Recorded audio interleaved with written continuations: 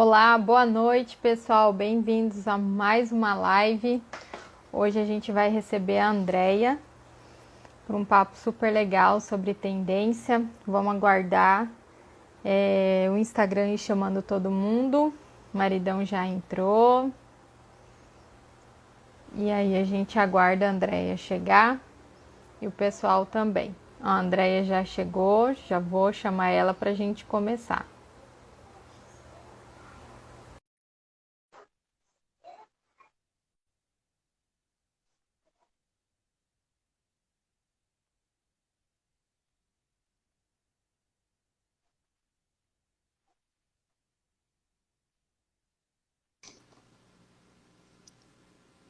Oi, Oiê, Camila. boa Boa noite. noite. Tá me ouvindo?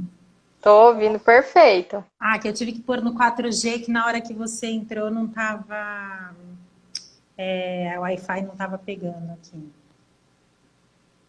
Mas tá normal. Ah, então tá bom. Vamos, vamos aguardar, o pessoal já tá entrando.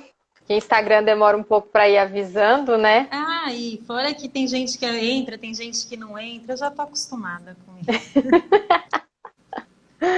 Ai, ai, mas André, é um prazer ter você aqui. Você sabe que tanto que eu admiro o seu trabalho, admiro tudo que você, toda a sua cabeça criativa, tudo que você coloca aqui na internet, e eu acho o seu perfil assim um oásis na internet onde a gente pode ver coisas diferentes, coisas que a gente não vê em todo lugar, né?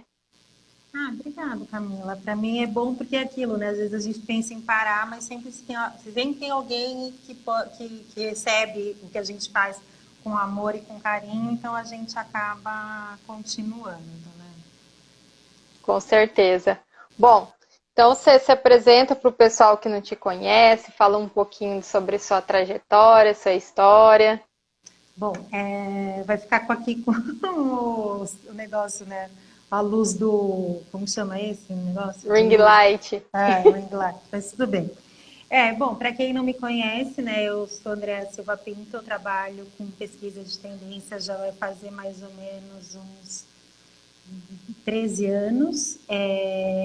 Eu falo que, na verdade, eu sou uma observadora do presente, das perspectivas que ele oferece para a gente, para então poder falar sobre futuros possíveis, né? Eu me considero uma pessoa curiosa por natureza, eu virei professora por um acaso e aí eu descobri nisso a paixão pela troca, por compartilhar, por somar, não só conhecimento, mas histórias, experiências. Eu atuei antes, por muitos anos, como estilista em grandes marcas aqui de São Paulo, como a TNG, a Philips, a Fit. E aí, quando eu estava nesse mercado de moda, um dia eu achei que não era nada disso, que a gente tem, né? Essas coisas, às vezes dá um tilt. E aí eu resolvi tirar um ano sabático. Eu fui para Barcelona. Em Barcelona eu encontrei uma pós-graduação que me chamou a atenção na época, isso foi em 2006. E aí eu fui fazer a pós-graduação de Full Hunting, pesquisa qualitativa e não quant, né? Qualitativa em tendências. Aí acabei morando em Barcelona por 10 anos e foi lá que eu comecei a trabalhar com pesquisa de tendências, né? Então, o bom é que lá, por exemplo, quando eu voltei para o Brasil, o meu currículo é muito focado em moda, então algumas empresas ficam, às vezes, um pouco receosas. Mas lá, como o meu currículo não valia praticamente nada para eles, que não interessa as marcas que eu trabalhei se eles não conhecem, as faculdades que eu estudei se eles não conhecem, eu tive a oportunidade de trabalhar para marca de bebida, para marca de, assim, de rede de hotel, enfim. Então, deu para abrir bastante o leque de conhecimento, né? Aí eu experimentei essas novas áreas e tudo isso enfatizou o que eu tenho, que eu falo, que eu defino, que é o amor por uma busca constante de qualquer coisa que me inspire, que me traga conhecimento de novas culturas, novas pessoas. Eu acho que sempre alguma coisa nova vem para te agregar, né? E é isso, desde 2007, então, eu trabalho com pesquisas de tendências e insights, faço conteúdo para internet, trabalho com, né, negócios criativos, mentorias. É, eu acredito de coração assim que as previsões de tendências elas podem se converter em temas muito inspiradores e novas oportunidades para qualquer negócio ou produto, sabe? Com certeza, a gente não tem dúvida nenhuma, né, Andréia? A gente que gosta dessa área e acredita muito nisso, a gente vê. Eu acho que pelo fato da gente olhar muita coisa, a gente vê muita oportunidade, né? Onde ninguém vê, né? Às vezes a gente vê e às vezes eu falo, André, você vê, mas por que você não aplica, né, na verdade? Mas eu descobri que meu negócio é esse, né, ter essa amplitude e tal, e eu aplico, na verdade, em passar esse conhecimento adiante. Com certeza, que já é um grande trabalho, né, Andréia? Nossa, as pessoas não têm noção do que é montar aula, eu não sabia o que era montar aula até virar professora, não sabia, não dava muita, como fala? A importância para conteúdo, mas também para fazer um conteúdo, você ler, você filtrar, você buscar imagem, você fazer design, né? Tipo, tudo quando uma pessoa é toda, né, faz tudo sozinha, realmente é bastante trabalho por detrás. Mas vamos lá. E o que é pesquisa de tendência, para quem não sabe, né? Isso que a gente está falando o português, né? Porque muita gente não sabe nem o que é o current, né? É, Muita gente fica perdido, né?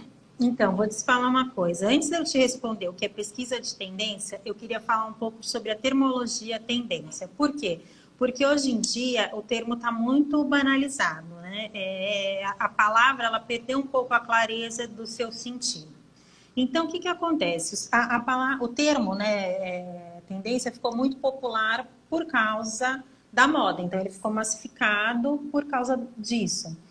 Só que hoje, por exemplo, a gente fala às vezes assim, a gente não, né? Vou falar assim, meios de comunicação, revista, a tendência na decoração é a cor terracota para decoração.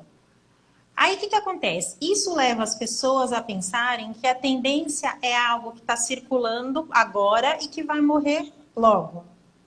E aí muita gente pensa o seguinte, para que eu vou investir dinheiro numa pesquisa de tendências? Para que eu vou mudar o rumo da minha linha de produção por causa de uma tendência? Então, a termologia tendência, originalmente, ela vem do latim, que era tendentia.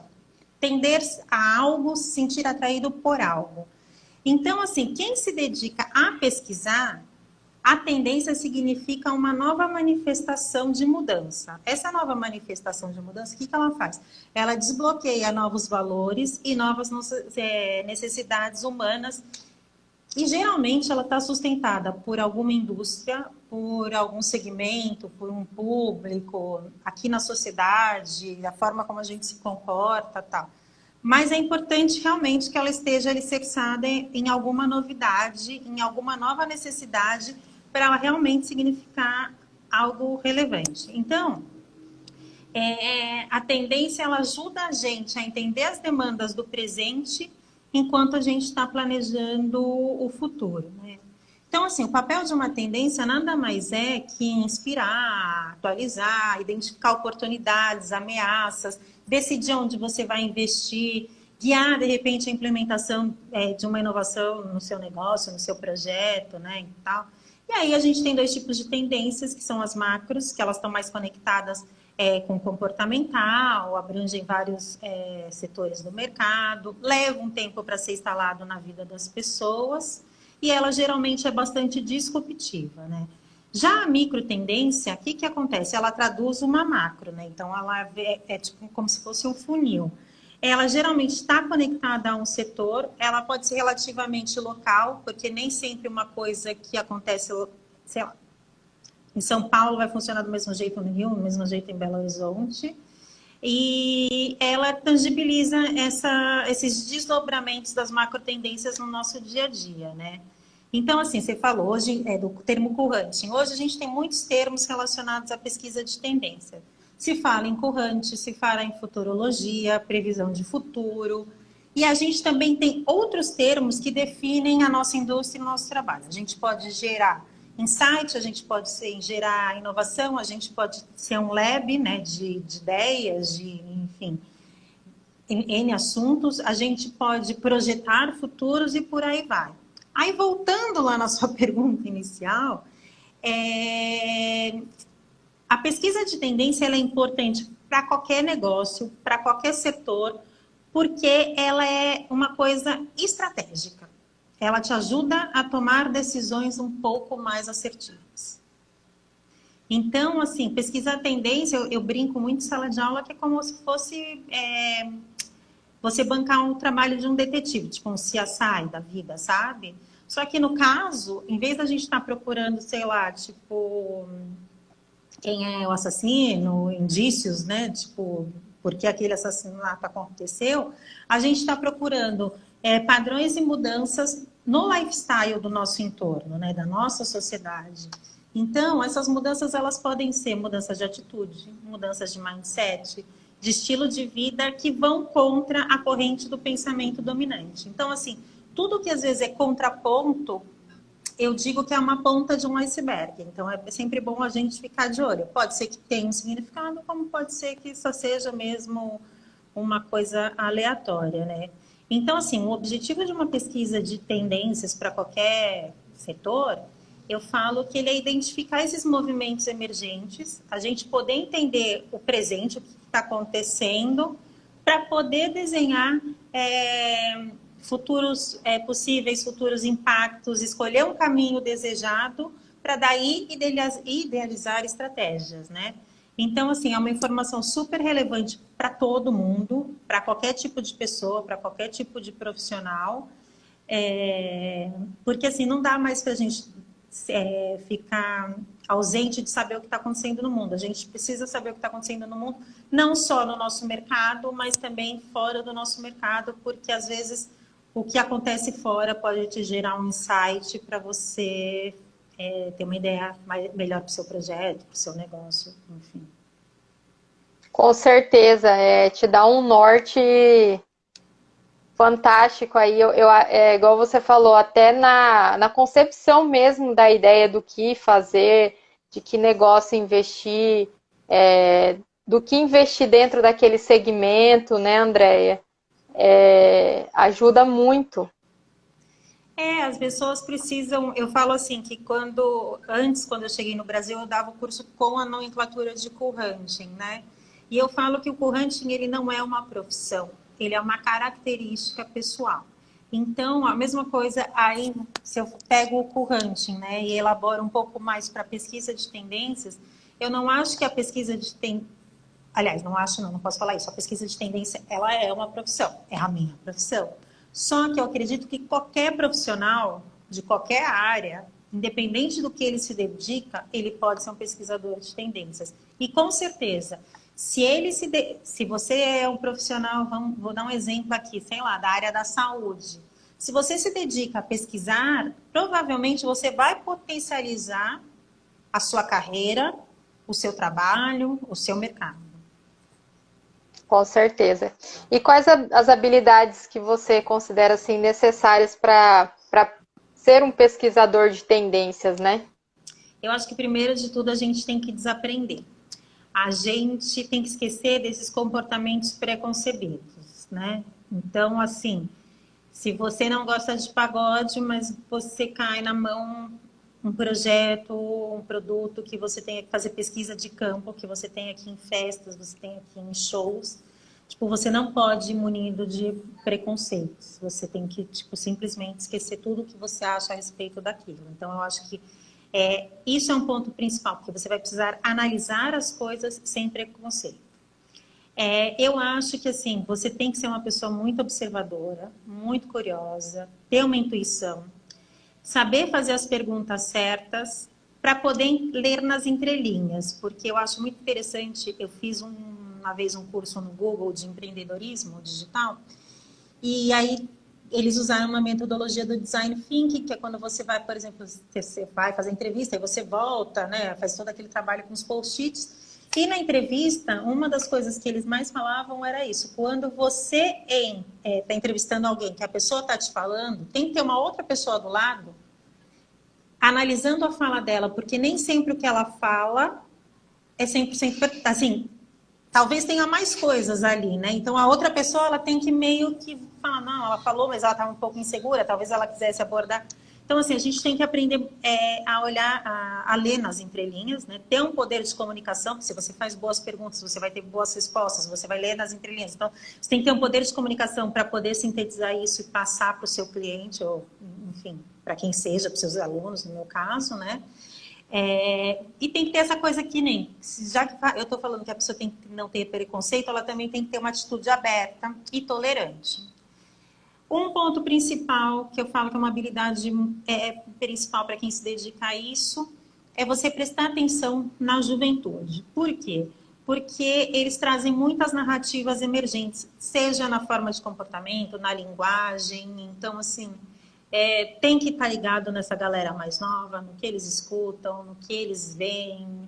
Independente da idade, independente se é geração alfa, se é geração Z, se é milênio, essas tem que observar esse grupo. Eles trazem uma narrativa muito importante para a gente, né? Então, eu brinco que, assim, para você, habilidades necessárias para você ser um bom pesquisador de tendência é você saber um pouco de tudo. E aí eu até brinco que às vezes eu sou generalista, eu falo, será que eu teria que me especializar em alguma área tal? Mas eu acho que a gente tem que saber um pouco de tudo, porque tem muita coisa para se saber, na verdade. Então você tem que ter níveis, informações em todos os níveis. Dependendo do projeto que você pega, por exemplo, que eu fiz um projeto para uma bebida na Espanha.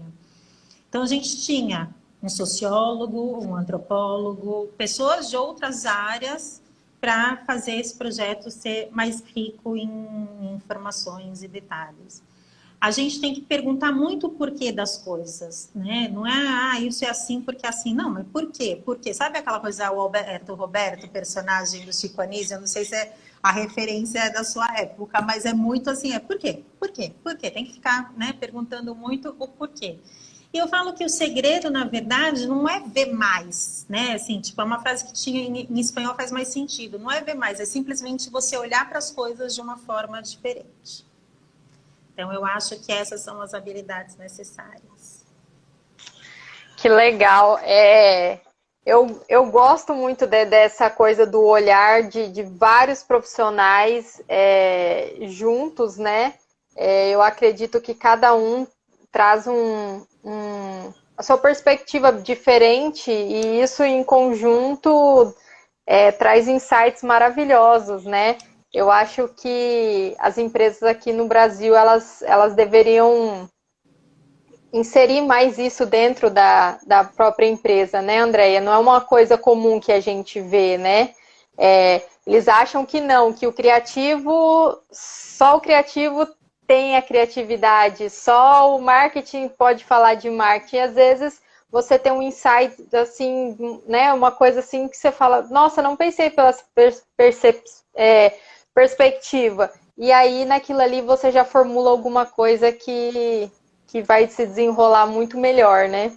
Então, na minha pós-graduação, a gente era 5 latinos, o resto, a maioria era espanhol ou catalão, enfim. E aí, um dia eu percebi, tinha argentino, tinha peruano, eu brasileira, tal.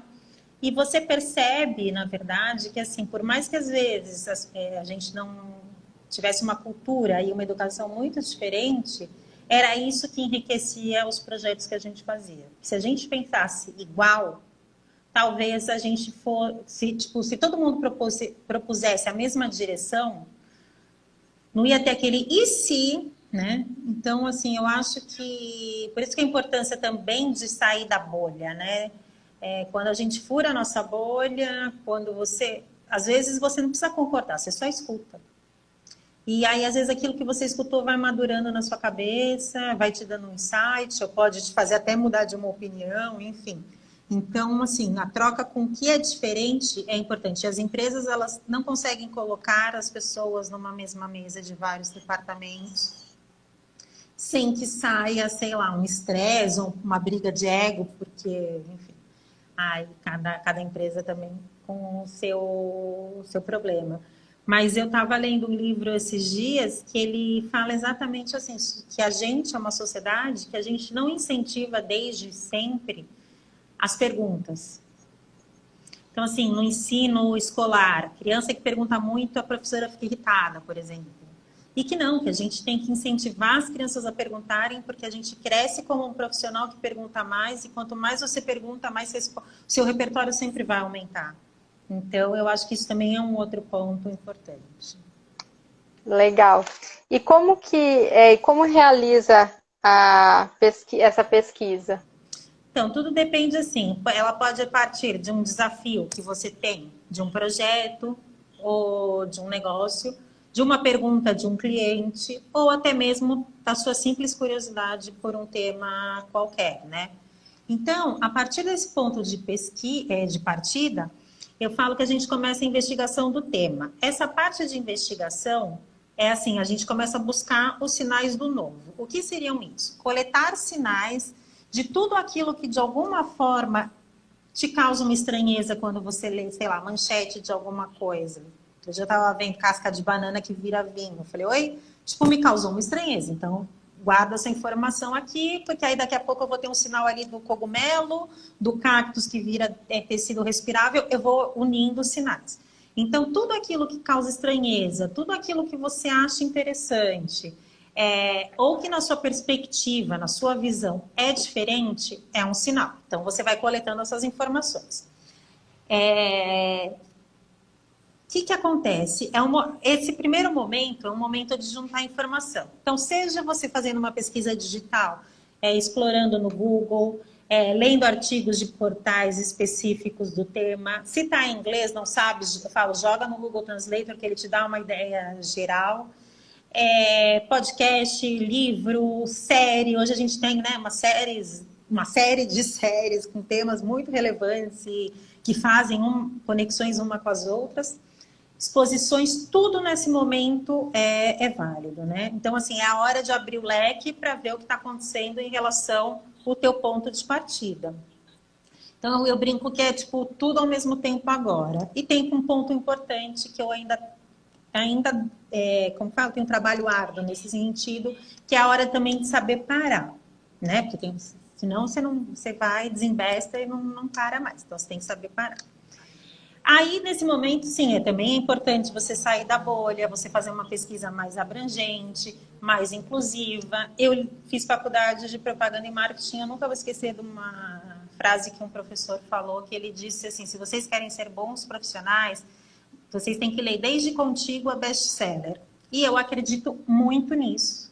Eu acho que, assim, se você quer fazer uma boa pesquisa, você pesquisa desde sei lá, de uma Caras até, tipo, um relatório científico, né?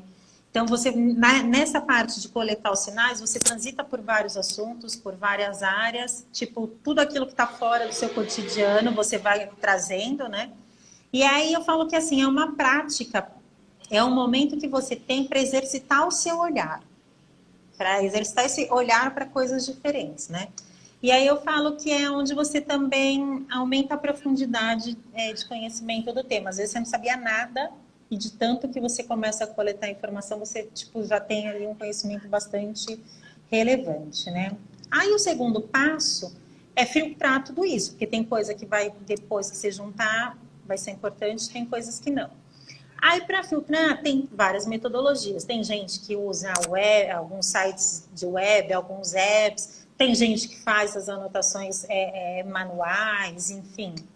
Eu falo que não importa como você vai fazer isso. O importante e fundamental aqui é a organização. É isso que vai importar para o seu projeto inteiro, né? Eu tenho uma mania de montar PDFs. Então, eu abro um PDF, vou botando links, não sei o quê, tipo, fazendo print. É a forma que eu tenho, que para mim funciona. Mas eu já trabalhei em equipe, funcionou para mim, não funciona, às vezes, para outra pessoa. Então, aí a outra pessoa tem todo o direito também de fazer de uma outra forma, né? Então, eu acho que é isso. A gente nunca pode esquecer, por exemplo, quando faz essa parte de filtragem, de guardar as fontes, os créditos do que foi coletado para no final, se você vai apresentar um projeto, alguma coisa assim, você ter ali uma biografia, né? Tipo, de onde veio toda aquela informação. Aí, nessa etapa de você fazer essa filtragem, você começa a enxergar a repetição de padrões. Então, por exemplo, eu falei lá do do cogumelo, do cactus, da casca de banana, você novas fontes de materiais, você começa a ver ali uma repetição de padrão. Então, é isso que vai te chamar a atenção e você começa a conectar esses pontos para validar ali, seja uma mudança de comportamento, seja uma inovação, o que for, né? É isso que é o mais importante, a gente saber reconhecer esses padrões. Aí vem a terceira fase, que é você vai analisar tudo isso. Você vai cruzar todos esses achados, tudo isso que você filtrou. Aí você vai usar as metodologias. Se você quiser só ficar na pesquisa digital, você pode ficar. Ou você pode fazer a pesquisa de campo. Eu ofereço aqui em São Paulo. Antes eu oferecia junto com os cursos, né? Mas aí com essa história da pandemia, que era uma pesquisa de campo que eu chamo de Trend Tour, SP, que é você sair na rua e observar. Quando era em Barcelona, que o curso, a cidade também era menor, a gente explorava 5 bairros. Então, era assim, você conseguia ver 5 DNAs diferentes, você conseguia entrevistar pessoas diferentes. Aqui em São Paulo, como é uma megalópole, e aí tem uma coisa também de infraestrutura, geralmente eu escolho uma região que está desapontando com novas informações, novos tipos de comércio, enfim. E aí você analisou, você vai dar um nome para isso, para apresentar esse projeto, por exemplo, para um cliente. E aí vem o momento de você escolher as estratégias para tomadas de decisão. Então, você pode desenvolver várias estratégias, você pode montar a narrativa, apresentar para o cliente o relatório e ir embora. Seu trabalho pode acabar aí. Muitas vezes, se você quiser, dependendo do projeto e do envolvimento, você pode dar um passo além e também ajudar na implementação dessas estratégias e mudanças sugeridas, né? Então, basicamente, a pesquisa se resume a isso. A tudo isso, né, Andréia? Porque para quem acha que é fácil, olha todo, né, o desdobramento, mais a pesquisa, mais você analisar, é horas e horas e horas para daí chegar. E muita gente vai ainda falar, né? Ah, mas é fácil, né? Depois que já está evidenciado, né? Não, e assim, a pesquisa ela nunca pode ser, eu quero uma pesquisa para daqui 15 dias. Oi? Não, gente, tipo, leva um tempo, né? Eu falo que o mínimo, de repente, ali é um mês. A não ser que você já tenha uma pesquisa pré-pronta, você já esteja mergulhada no assunto e a pessoa te peça ali. Mas, geralmente, é um processo demorado. Se você está em equipe, pode ser até mais rápido. Mas, de qualquer jeito, é um processo demorado. Porque essa parte de coleta e de sinais e de filtrar, ela leva tempo. Com certeza. E qual que é a importância para o empreendedor a pesquisa de tendências e como que incorporar isso, né? Como que ele pode incorporar isso nos negócios? Eu vejo uma coisa assim, talvez por causa da tecnologia, eu não sei, a gente é muito imediatista. Então eu vejo que as pessoas que estão abrindo, sejam pequenos empreendedores, enfim, muitas vezes as pessoas estão tão focadas e obcecadas com o presente e com o resultado que ele tem que dar, que elas esquecem que tem um futuro que está para vir. Então, ela fica ali só obcecada com aquilo. Só que a gente tem que levar em conta uma coisa assim, que está cada vez mais evidente que o mundo está mudando muito, mas muito rápido. Então, querendo ou não, os impactos e os movimentos dessa mudança vão atingir grandes corporações, pequenas empresas. Quando essas mudanças acontecem, dependendo do tamanho do negócio, ou, como eu vou dizer, do jogo de cintura das pessoas, o impacto pode ser tão forte que o negócio pode fechar. Se a pessoa não tiver a destreza, a habilidade para tomar uma decisão rápida para reverter o jogo, né? Então, assim, eu vejo que quando essas mudanças acontecem, muitos negócios seguem o flow e vão ali, tipo, boiando na onda do mercado. Outros tentam nadar contra a correnteza. E os mais antenados conseguem identificar, tipo, as possíveis ameaças e oportunidades mais rápido e agir no momento certo. Então, por isso que eu falo que a pesquisa de tendências ela é super importante. porque você ganha uma agilidade maior e você acaba sendo um pouco mais assertivo nesses momentos de mudança. Por exemplo, a pandemia, talvez não tinha como, de primeiro momento, as pessoas serem mais assertivas, mas empresas que estavam com com um pezinho um pouco mais à frente, elas conseguiram talvez ter uma rapidez de fazer uma mudança mais assertiva nesse momento de pandemia.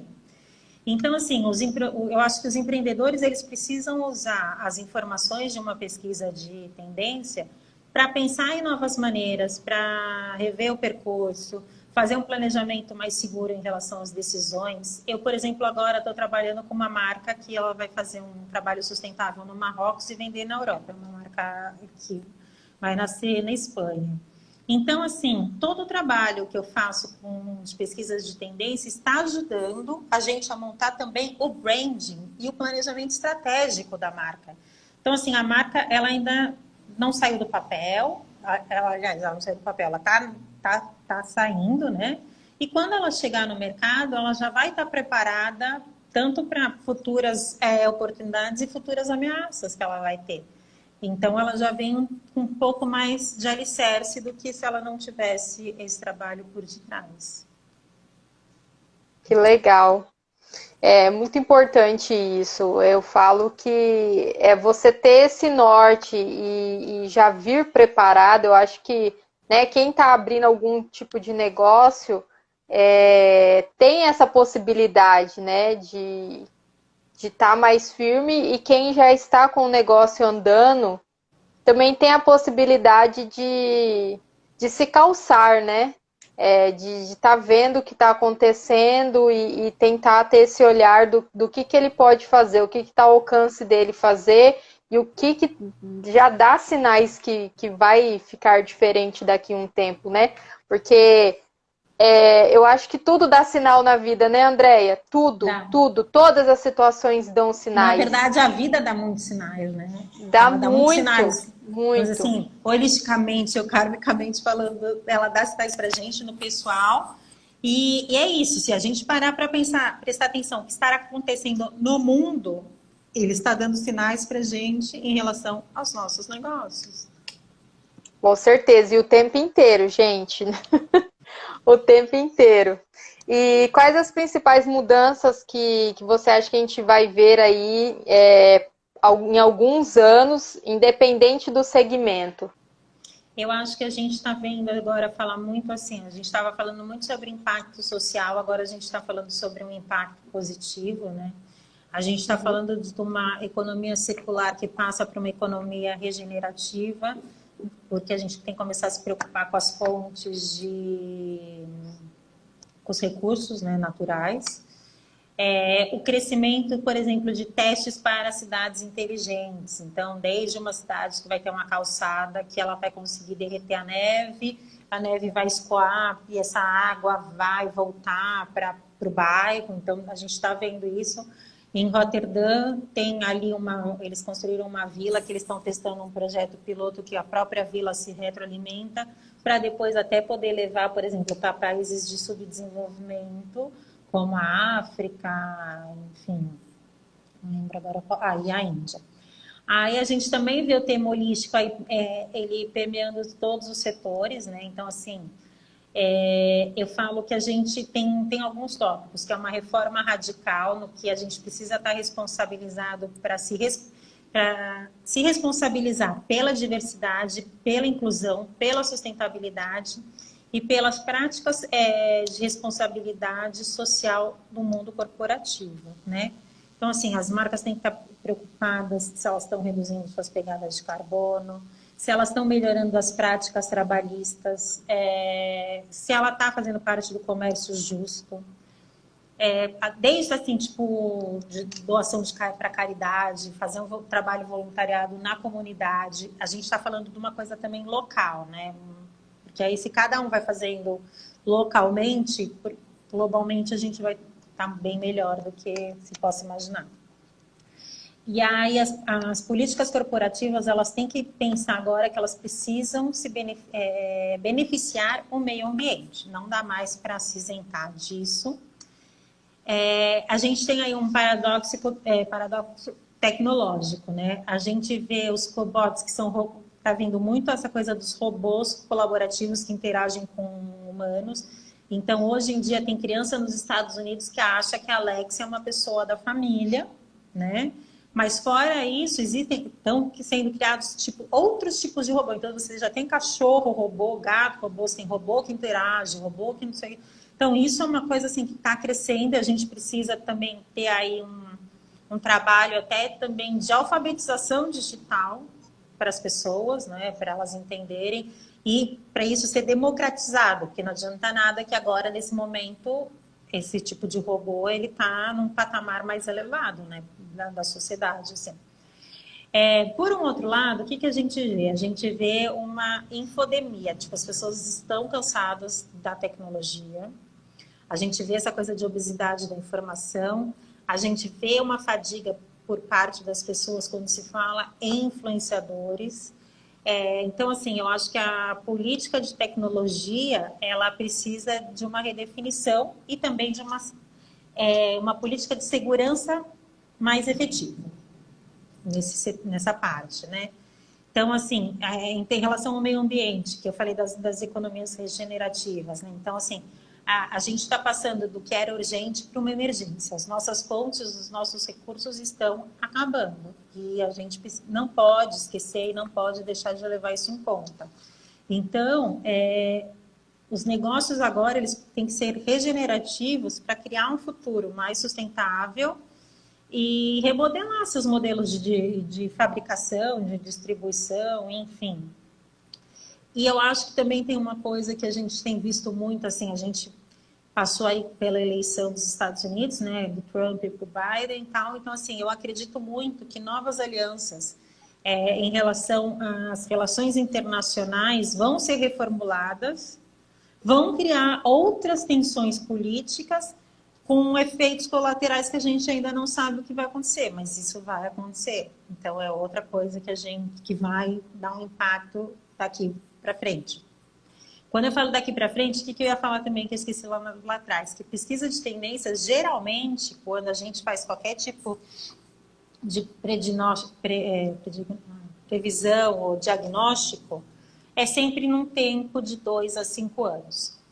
Quando se fala a partir de 10 anos, já é futurologia, que não é o meu caso. Eu fico entre os 2 e os 5 anos, tá?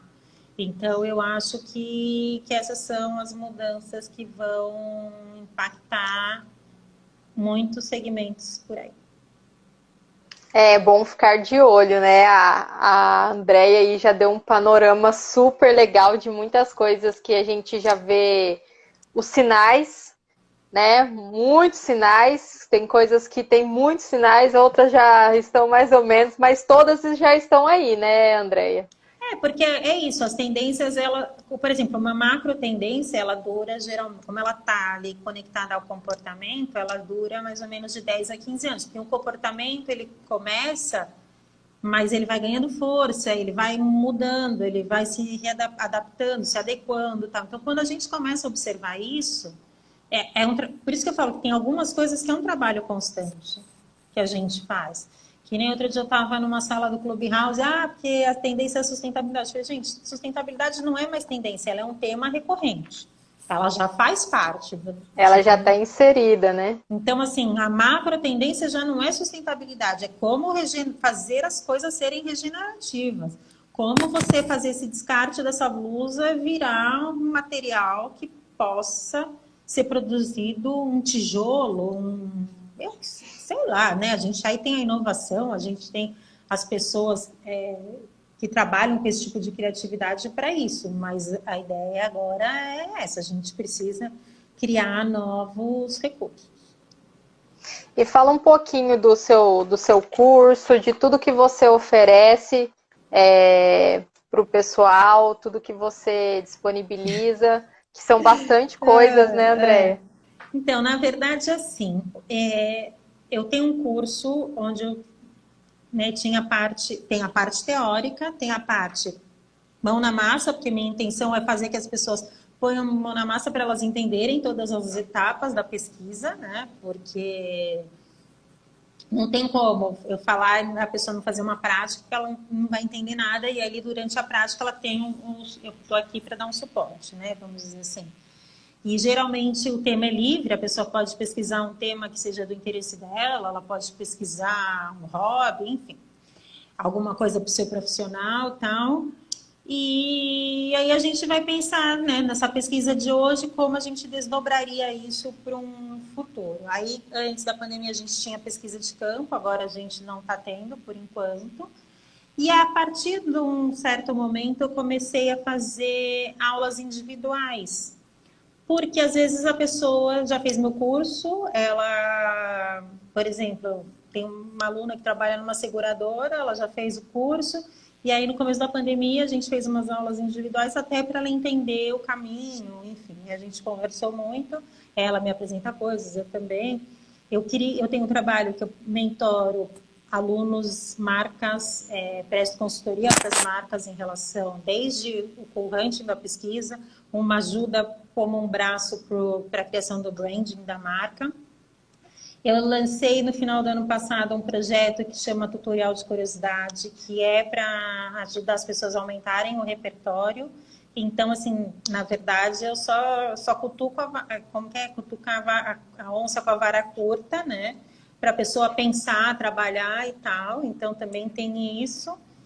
E é isso, acho que a minha intenção, na verdade, é muito isso, é cutucar e provocar as pessoas para elas pensarem, para elas verem de forma diferente, para elas irem atrás de coisas que, de repente, elas não iriam se elas estivessem em casa e não fazendo uma aula ou lendo um post que eu faço, alguma coisa assim.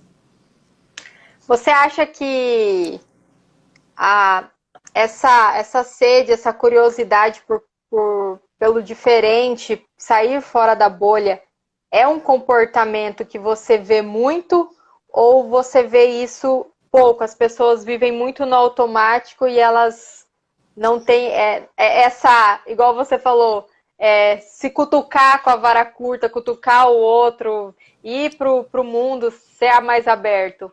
Eu acho que assim, nós seres humanos temos uma tendência de nos acomodar, né? Então, de repente, você tem seu grupo de amigos que você se encontra todo final de semana, vocês vão conversar mais ou menos, basicamente, sobre o mesmo tema. Aí, uma vez ou outra, alguém pode trazer uma provocação, um comentário, enfim. Mas, eu acho sim que as pessoas, elas ficam, às vezes, na mesmice, dentro da bolha, e eu não culpo isso, eu também faço, só que como eu trabalho com isso, eu acabo me forçando a outras coisas, né? Então, assim, eu acho que tudo é um exercício, é uma prática. Você viu que você tá dentro da bolha ali, você fala, nossa, tô correndo atrás do rabo, que nem cachorro, atrás do mesmo assunto, falando das mesmas coisas, com as mesmas... Peraí, como que eu vou fazer isso? Então, por exemplo, quando eu criei o Borne, na verdade, ele que nasceu como a ideia era só do Trend Tour, da pesquisa de campo, de mostrar os lugares de São Paulo, fazer uns paralelos. Aí, quando eu comecei a dar o curso, eu transformei ele, né, no Borne. E minha ideia é essa, criar uma comunidade. Então, foi através do Borne que eu te conheci, foi através do Borne que eu troco informação com você, é através dele que eu troco referência com as pessoas. Enfim, então, é isso que me faz, às vezes, sair da minha bolha. Eu estar pesquisando um assunto e, de repente, no meio de um reporte, ler uma coisa, que nem no tutorial de curiosidade, um aluno ele queria trabalhar sobre economia, era uma coisa assim, eu falei para ele, querido, eu era péssima de matemática.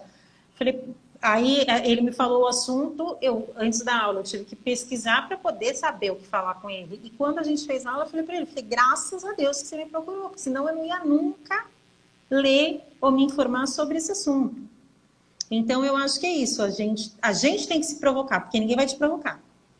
Assim, de livre e espontânea vontade, não tá. Todo mundo continua na mesma. Bom, por que você gosta de morar em São Paulo? Olha, como uma boa paulistana, só eu posso falar mal da cidade, tá, gente? Não, brincando. Eu aprendi a viver em São Paulo, tá? Eu tenho uma relação de amor e ódio com a cidade, mas o fato é que aprender a conviver com a cidade acabou fazendo com que eu consiga explorar ela e aproveitar melhores as oportunidades que ela oferece. Então, quando eu voltei para o Brasil, eu acho que eu cheguei aqui com um olhar de turista. Eu passei 10 anos fora, então, para mim, assim, primeira vez que eu andei na Paulista, era como se eu nunca tivesse pisado lá. Eu tava, tipo, eu olhava para cima, para baixo, enfim. E é isso, como eu também aprendi a andar muito por aí, então, assim, eu cruzo a cidade, não fico só fechada no meu bairro ou no bairro dos meus amigos. Então, eu consigo circular por várias regiões da cidade. Então, dá para entender um pouco o DNA de bairros, né, assim, de lugares, enfim. E poder estar aqui e explorar essa megalópole é uma coisa que me fascina. Não posso falar que não. Mas isso não significa que eu amo morar aqui.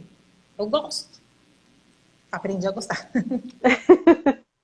E quais os lugares aí de São Paulo você indica? A gente sabe que é um oceano infinito de possibilidades, né? O paulistano que nasce aí, ele vai morrer, ele não vai ter ido em todos os lugares.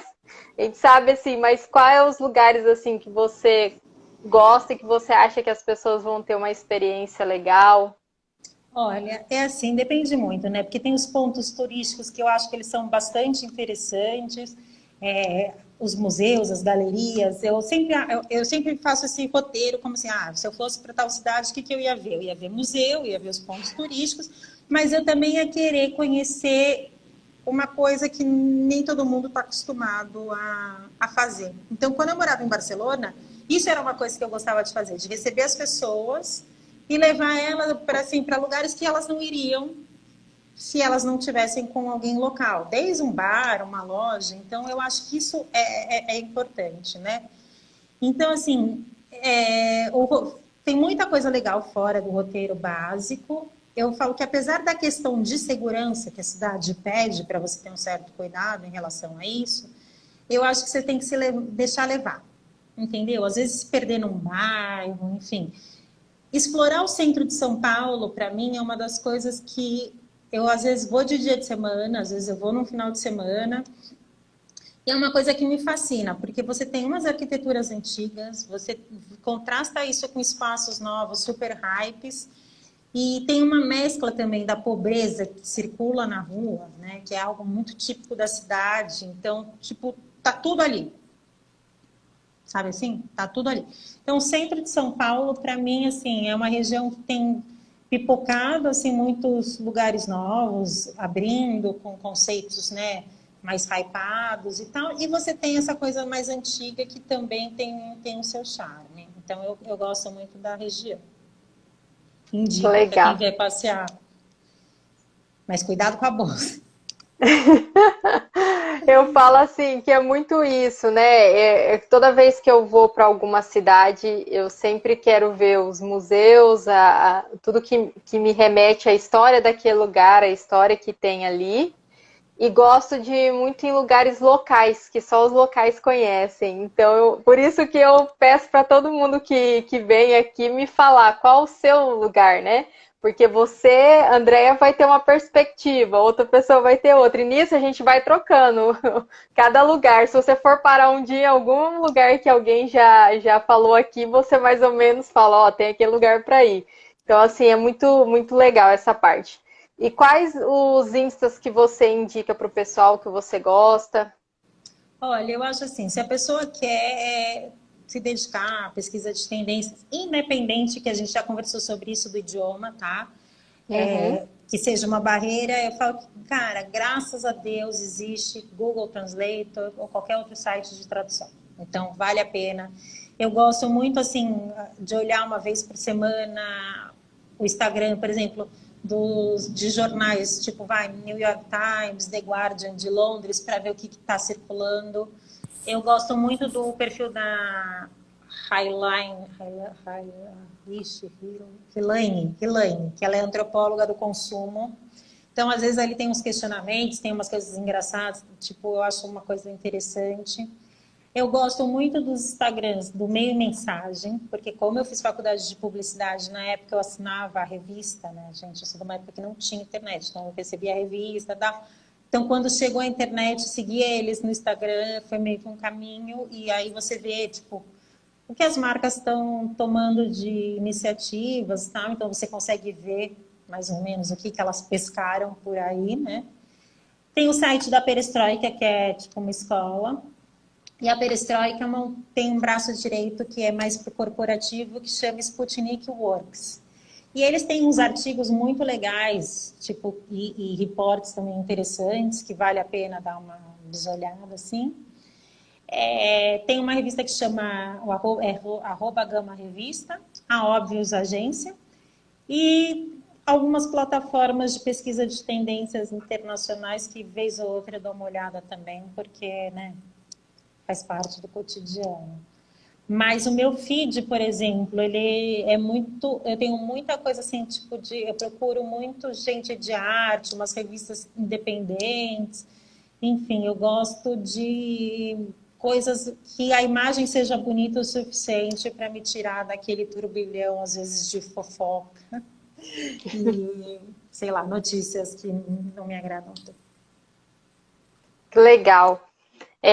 Bom, Andréia, eu não tenho nem palavras para te agradecer. Você sabe o tanto que eu estava eufórica com essa live, o tanto que eu gosto, que eu curto muito. E você, assim, é um diamante que a gente tem na internet, que as pessoas precisavam conhecer um pouco mais do seu trabalho, um pouco mais de você, um pouco mais de tudo que você tem a oferecer. E eu agradeço muito mesmo você ter topado participar dessa live, dividir um pouco mais de tudo que você sabe, todo o seu olhar, né, do mundo, e que você abrilhante mais ainda essa cidade maravilhosa, né? E que seu trabalho se estenda aí por muitos outros lugares, que a gente sabe que o Brasil é muito grande e a gente precisa de profissionais como você para estar levando aí um frescor de coisas novas, né, por aí.